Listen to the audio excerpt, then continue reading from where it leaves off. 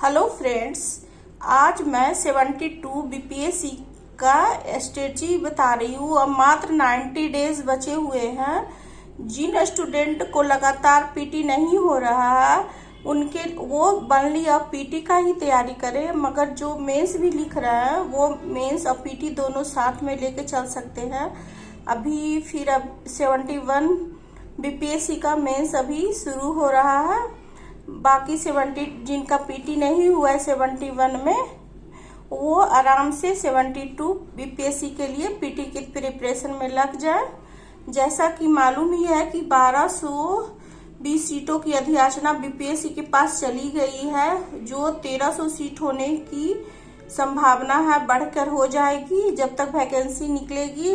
Vacancy notification जो है वो मई के फर्स्ट वीक या से अप्रैल के लास्ट तक आने की संभावना है।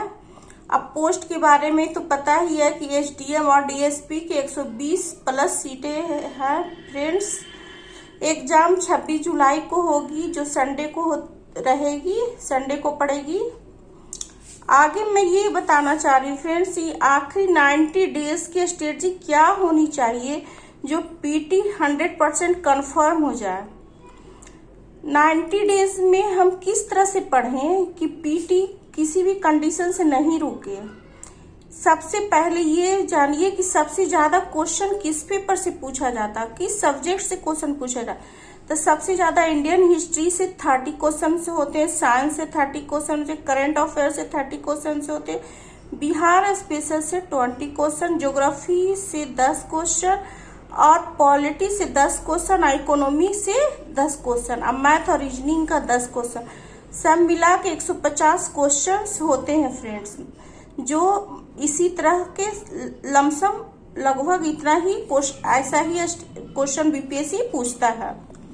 मगर बीपीएससी ने हाल ही में अपना स्टेटमेंट दिया कि अब हम बीपीएससी यूपीएससी की तर्ज पर एग्जाम लेगा। मगर इससे घबराना नहीं है, बिल्कुल नहीं घबराना है फ्रेंड्स, क्योंकि एग्जाम का जो पैटर्न है वो तो यही रहेगा, 1/3 निगेटिव रहेगा, इसके साथ ही प्रिपरेशन करना है। मगर क्वालिफाइड पीटी करने के लिए मात्र आपको 90 क्वेश्चन सही कर लेते हैं तो आप पीटी क्वालिफाई कर जाते हैं, ठीक है। तो अगर 20 या 30 क्वेश्चन टफ भी रहता है तो उससे बहुत ज्यादा फर्क नहीं पड़ता है।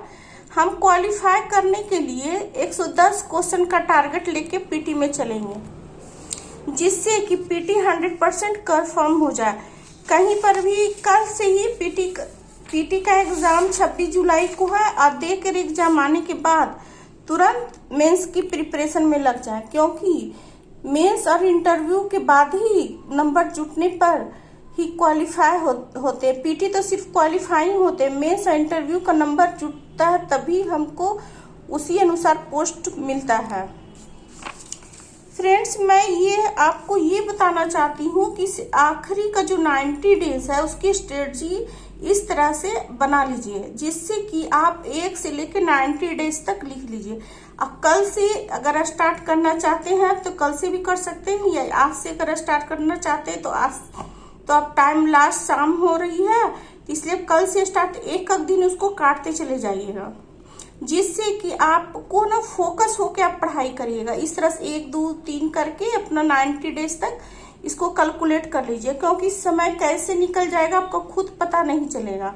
मात्र 3 महीना 90 डेज में आपको इतने सारे सब्जेक्ट को पढ़ना है। इस पर भी करंट अफेयर्स पर फिर 1 ईयर्स से लेकर 2 ईयर्स तक पढ़ना पड़ेगा, क्योंकि आप क्वेश्चन 1 ईयर से नहीं आते हैं, क्वेश्चन 1 ईयर से भी ज्यादा 2 ईयर्स से अब पूछने लगा है।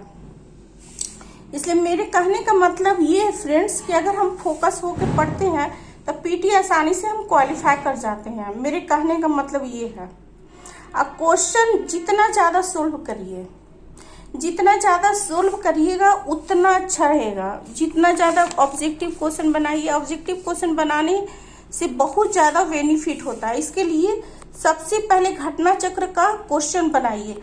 अगले वीडियो में मैं आपको स्ट्रेटजी के साथ ये बताऊंगी सोर्स क्या क्या है जो पीटी को बहुत आसानी से क्वालिफाई कर सकते हैं। मेरे चैनल को लाइक एवं सब्सक्राइब जरूर करें फ्रेंड्स, इससे मेरा मनोबल बढ़ेगा ताकि मैं अच्छे से वीडियो बना के शेयर कर सकती हूँ। Thank you.